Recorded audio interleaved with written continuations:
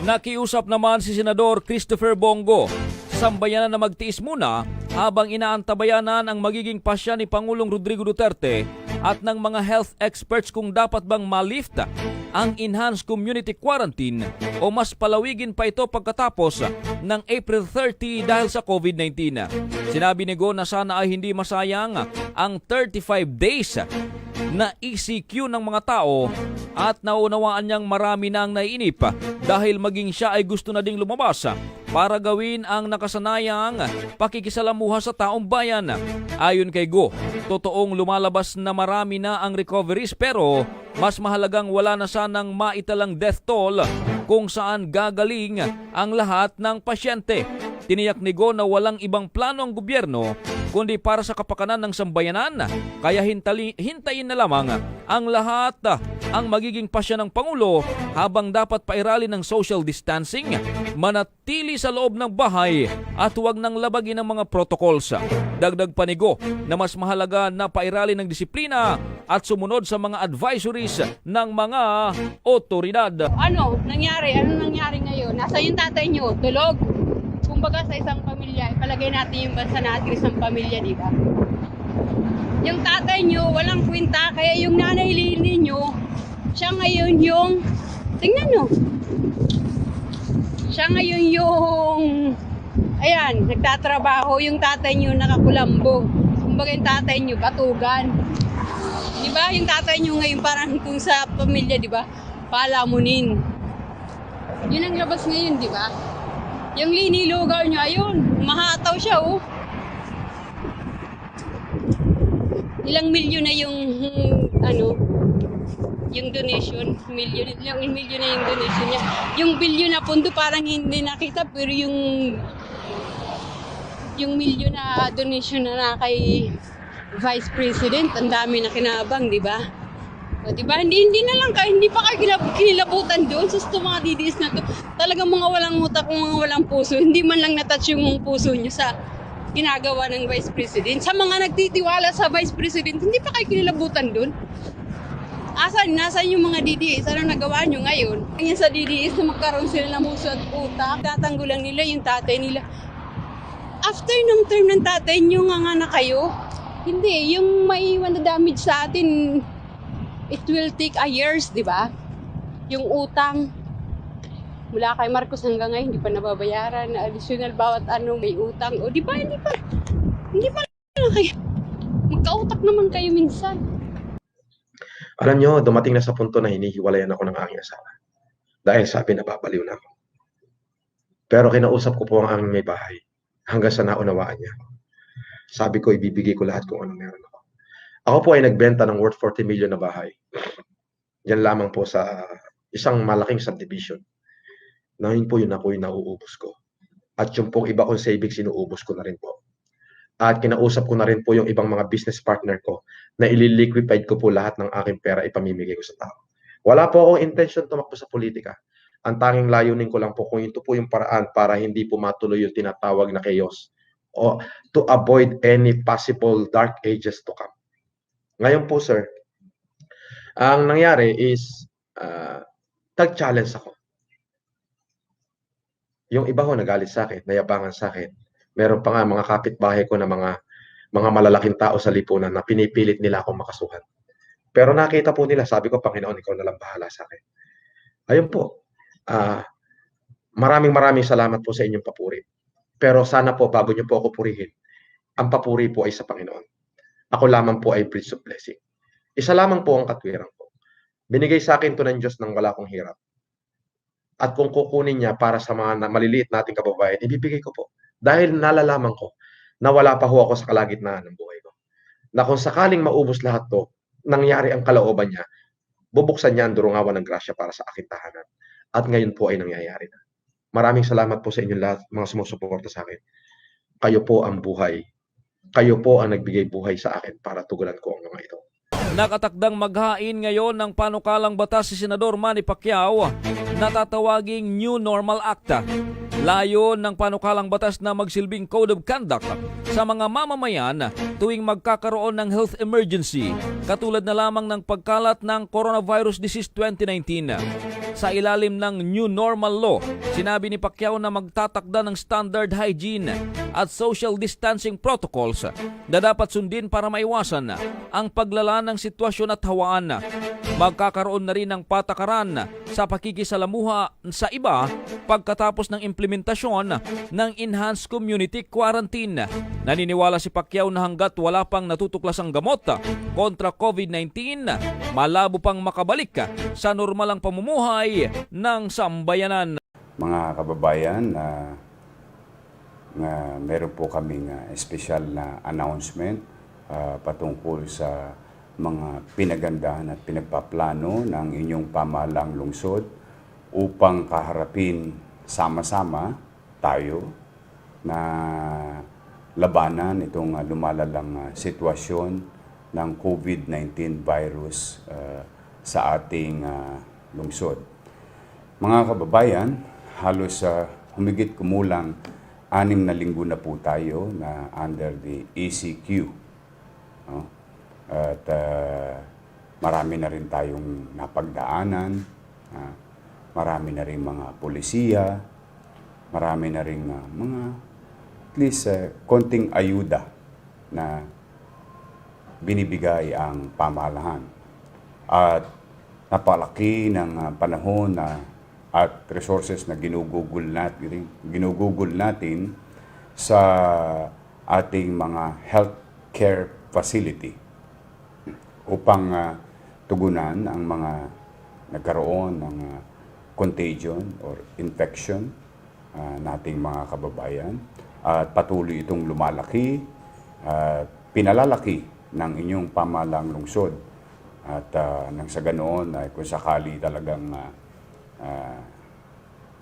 dumating ang oras, ay laging maging handa ang ating pamahalang lungsod ng Manila, partikular na sa healthcare sector. Pagkaganon man, mga kababayan, ay maraming effort na kahit na marami ng effort ang nagagawa ang pamahalang lungsod at ang ating national government, ay patuloy pa rin ang paglago ng ating kalaban o itong ating kinakaharap na krisis. Partikular na sa isang area sa lungsod ng Maynila o isang distrito na mas kilala nating Sampaloc area. Sa masusing pag-aaral ng mga iba't ibang departamento nakatuon sa krisis na ito, ang Office of the Mayor, Manila Police District, Manila Health Department, at iba pang mga ahensya na ating katulong sa paglaban sa ating krisis, ay nag-isip kami ng medyo bago at medyo mas mahirap na pamamaraan. Kaya kung bakit masusuy itong pinlano at nagkaroon ng maraming konsultasyong naganap at hindi lingid sa inyong kaalaman na nag-conduct ng mga meetings, consultation sa barangay o sa komunidad ang iba't ibang kasapi ng pamahalaang lungsod ng Maynila. Magkaganon pa man, ay kailangan na nating desisyonan, mga kababayan, at subukan ang isang kakaibang bagay. Hinihingi ko lamang sa inyong lahat, mga kababayan, ang pakikiisa po. Ito pong ating gagawin ay para sa kabutihan ng lahat, lalong-lalo na sa mga kababayan nating masyado nang napeperwisyo sa lungsod ng Maynila at partikular na sa mga kababayan nating mga taga-Sampaloc. Marami pong mga taga-Sampaloc ang humihingi ng tulong sa lungsod ng Maynila na magkaroon na po ng total lockdown o hard lockdown dahil sa marami namang sumusunod sa panawagan ng Pangulong Duterte na kung wala rin lamang gagawin na mahalaga sa labas ng bahay sa oras ng araw, ay manatili na lamang sa loob ng bahay. Marami na rin pagod, puyat, naiinip, at nahihirapan. Maraming sumusunod pero may mga iilang hindi sumusunod. At itong kakaunti na ito na hindi sumusunod ay siyang nagdadagdag ng bilang ng paglago at paglaki ng infection sa ating komunidad. At para po sa inyong kaalaman, base sa datos kagabi, alas 5 ng hapon, kahapon, no, ay ang Sampaloc alone ay meron na pong 99 na COVID-19 virus carrier na mamamayan. At ang Sampaloc din ang pinakamalaking exposure or what we call the PUI, persons under investigation, umigit kumulang 285 na individuals. At hindi rin kaila sa inyo, kaya kung bakit natin sinara 2 weeks ago ang ospital ng Sampaloc, dala ng maraming mga kababayan nating hindi nagsabi agad ng totoo habang sila'y kinakausap ng mga nurse at doktor kapag sila po ay nagpapakonsulta sa kanilang karamdaman sa loob ng ospital ng Sampaloc. At 7 doktor natin ang naapektuhan, 2 nurse, 1 admin staff ang na-expose sa virus na ito. Kaya minabuti ng inyong lungsod na isara ito. At matapos ang quarantine at matugunan din at mabigyan din ng pagpapahalaga ng pamahalang lungsod ang ating mga health workers or frontliners sa ospital ng Sampaloc, ay nakapagpahinga po sila at sila po ay most of them are ligtas na. Kaya ang inyong pamahalang lungsod, katulong si Dr. Laksamana, ang direktor ng ospital ng Sampaloc, kahapon ay binuksan na ang ospital ng Sampaloc upang muling makapaglingkod sa ating mga kababayan sa mga taga-Sampaloc. Mga kababayan, minsan sa buhay natin ay kailangan tayong gumawa ng mga bagay na kakaiba para magkaroon din ng ibang resulta. Susubok tayo na baka sakali na ito ay isang mabuting pamamaraan o epektibong pamamaraan. Walang nakapaggagarantiya pero wala rin namang masamang sumubok. Sapagkat sa maraming araw na aking pagre-report sa inyo, nagpag-update sa inyo, aking pong laging sinasabi na walang lathalay, mga kasulatan, libro, pamamaraan na tiyak kung paano mapagtatagumpayan ang isang krisis na katulad ng kinakaharap natin na tinawag ng World Health Organization na isang pandemic. The last time that we had this in our world was 1920. So, marami sa atin ay hindi pamilyar at wala pong presidente, vice president, cabinet secretary, senator, congressman, mayor, gobernador ang nakakalam ng tunay na pamamaraan para maresolba ang sitwasyon o ganitong krisis na ating kinakaharap. Sapagkat hindi rin kaila sa inyo, sinabi rin ng World Health Organization na wala pang gamot sa COVID-19. At ang isang pagpapatunay dyan, hindi dahil sa mahina ang ating mga leader sa ating syudad, probinsya, o pamahalaan sa nasyonal. Ang pagpapatunay dyan, pati ang mga matatayog na bansa tulad ng Estados Unidos, makapangyarihan, lahat ng scientifico ay nasa kanila na, resources ay nasa kanila na. Pero magpasa hanggang ngayon, sila po ay nasa krisis at mas mabigat ang kanilang kinakaharap. Ganon din sa Europa at sa ating mga kapit bayan dito sa rehiyon ng Asya. Kaya po, mga kababayan, ako po'y hinihikayat ko kayo na makiisa sa gagawin natin sa Sampaloc. A few minutes ago, akin na pong pinirmahan ang bagong executive order ng ating lungsod. At Nais ko pong basahin sa inyo ang executive order na ito. And I hope you don't mind to continue watching and listening carefully. And kung may pagkakataon ay kundi man kalabisan, please share this information for proper guidance ng ating mga kababayan, hindi lang sa Sampaloc, pati na rin sa buong Maynila. An order providing a 48-hour shutdown in the entire Sampaloc district of Manila from 8 p.m. of April 23,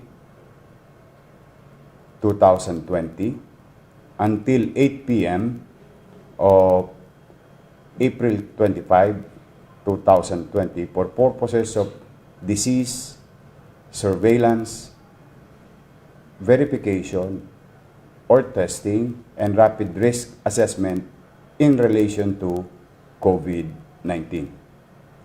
Ibig sabihin, sa Huwebes, alas 8 ng gabi, magsisimula. Whereas, under Section 15, Article 2 of the Philippine Constitution, it is the state's policy to protect and promote the right to health of the people.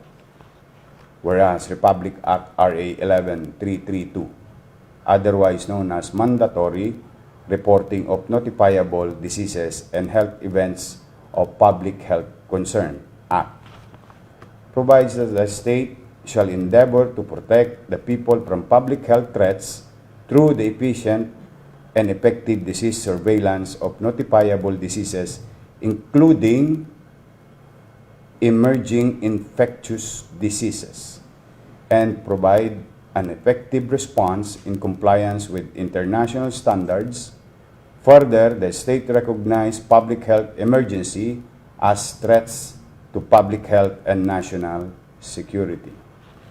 Whereas, Section 3, open close parenthesis, N, of RA 11332, defines response as the implementation of specific activities to control further spread of infectious outbreaks or epidemics, prevent reoccurrence. It includes verification, rapid risk assessment activities, among others.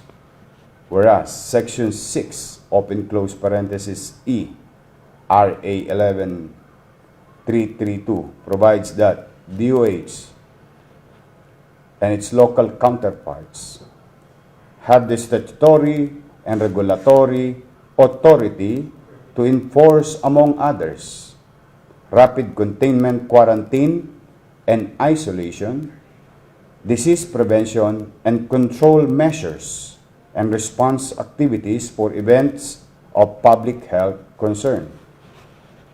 Whereas, President Rodrigo R. Duterte issued Proclamation Number 922/2020 declaring a state of public health emergency throughout the Philippines in view of the COVID-19.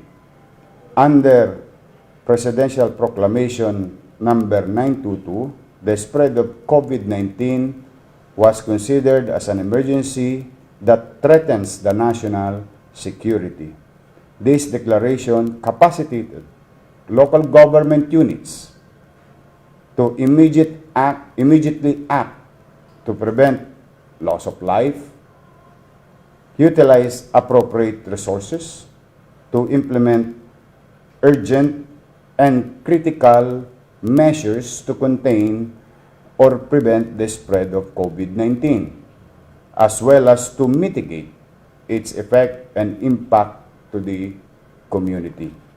Whereas, as early as April 8, there have been about 67 positive cases reported in Sampaloc District of Manila.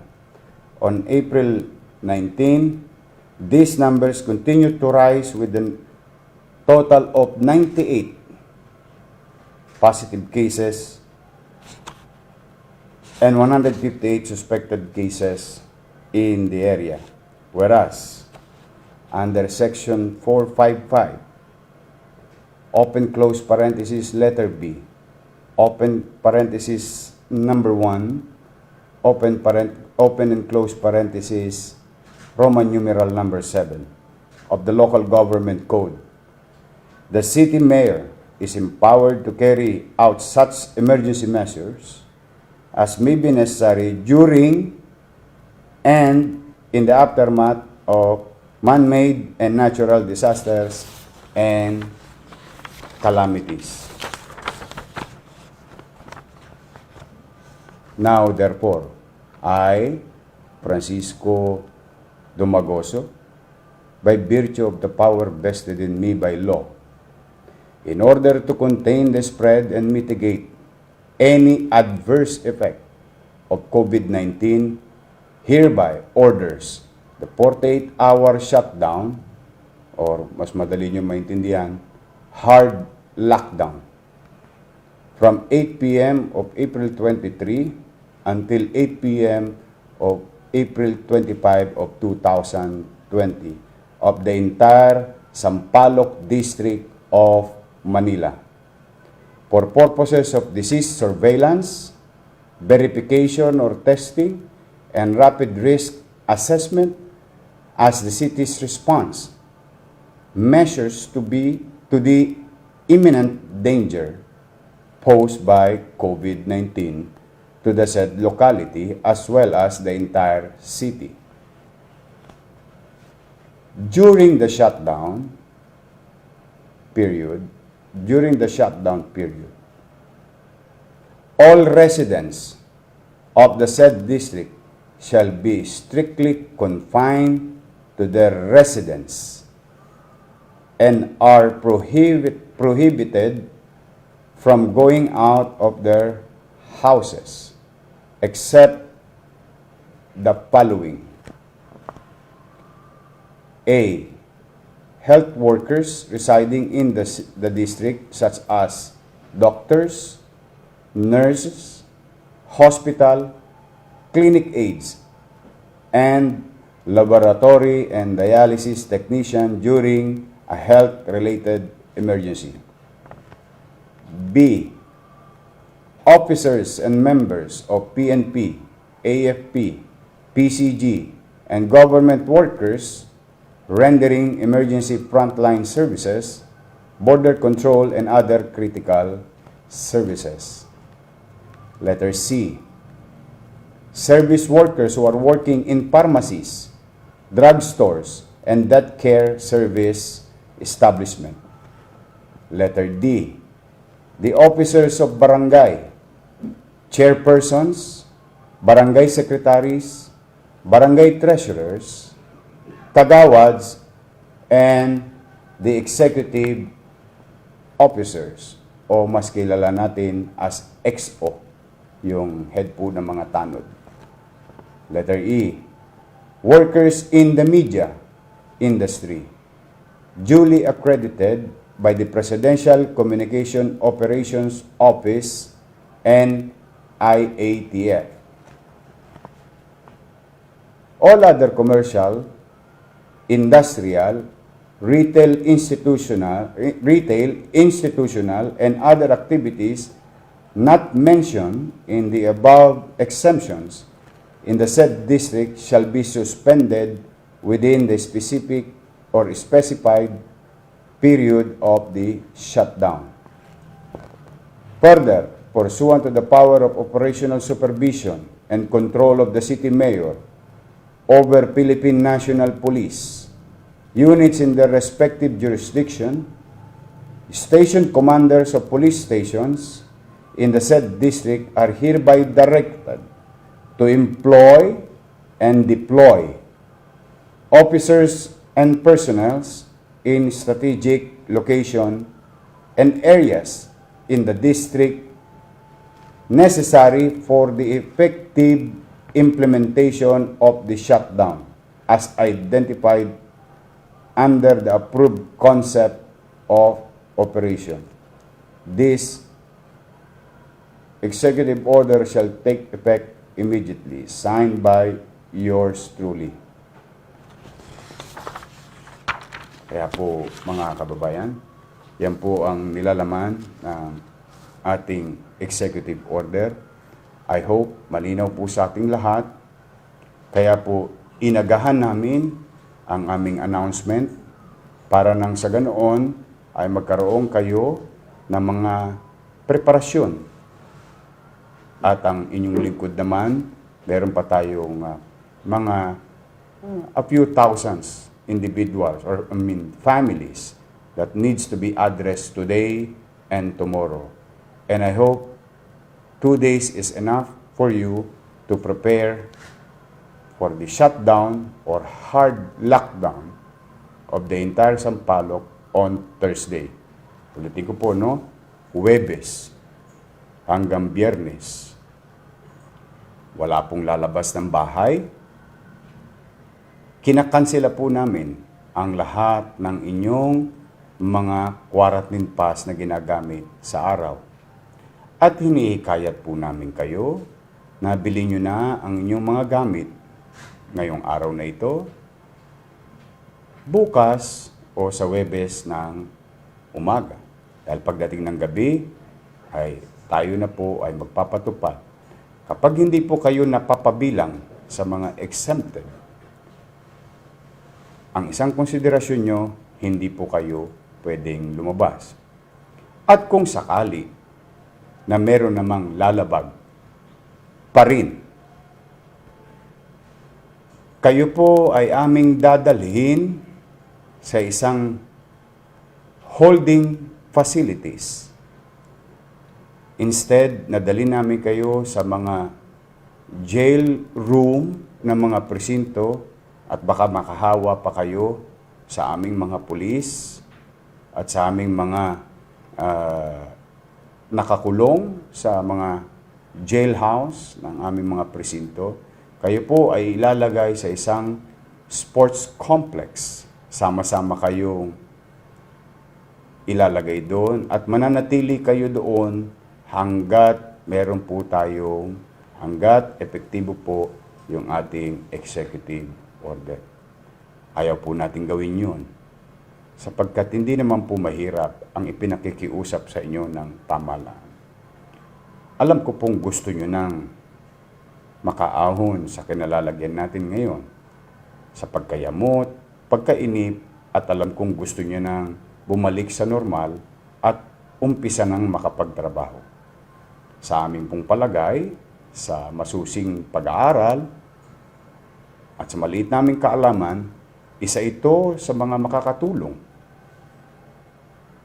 na kung saan and hoping na mapababa natin ang bilang ng contagion ng nasabing virus na COVID-19. So muli sa ating mga kababayan sa Sampaloc, minsan maasim man ang suka, kailangan nating inumin. Kailangan nating magkaisa. Tulong-tulong tayo. Tumasa kayo sa maliit naming kaparaanan, ay lagi ninyong kaagapay ang inyong pamahalang lungsod, pamahalang nasyonal sa pamumuno ni Pangulong Rodrigo Roa Duterte. Yan lamang po at sana nagkakaunawaan tayo at sana sapat na ang impormasyon at sapat na ang panahon na ibinigay namin sa inyo para kayo'y makapaganda. Ngayon, kung sa tingin niyo po ang inyong mga kaibigan, kakilala at mga mahal sa buhay ay hindi nakapanood ng broadcast na ito, nakikisuyo po ako.